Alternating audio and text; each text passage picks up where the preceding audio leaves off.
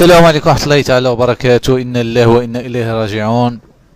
كيف ما كنشوفوا في هذا الفيديو، هذا واحد الكار اللي تقلب هذا الصباح هدايا.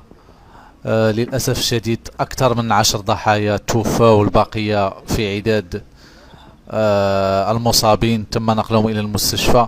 هذا الكار هذا اللي تقلب ما بين فاس وتازة، بالضبط بالقرب من جماعة باب مرزوقة. هذا الكار اللي كان نقطة الانطلاق ديالو من صفرة وكان غادي البركان. كيف ما كنشوفوا الآن الحالة ديالو،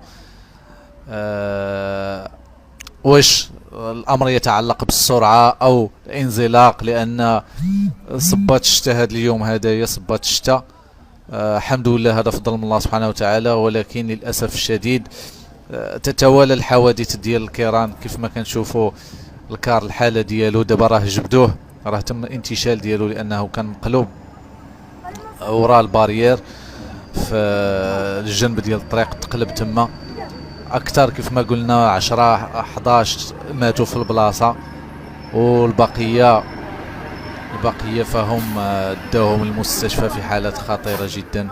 كنتمناهم الله السلامه ليهم، ونتمناهم الله ما تزادش هاد شنو سميتو هاد الحصيله ما تزيدش تكبر.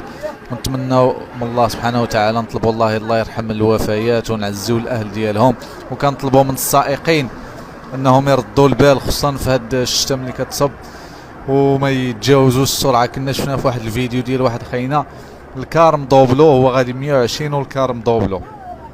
لهذا كنتمناو من الله سبحانه وتعالى انه الله يحفظهم ويحفظ جميع المسافرين ويحفظنا كاملين، والله يعطينا الشتاء والله يرحم الاموات. وشكرا والسلام عليكم. كيف ما كنشوفوا لا حول ولا قوة الا بالله العلي العظيم، وشكرا والسلام عليكم ورحمة الله.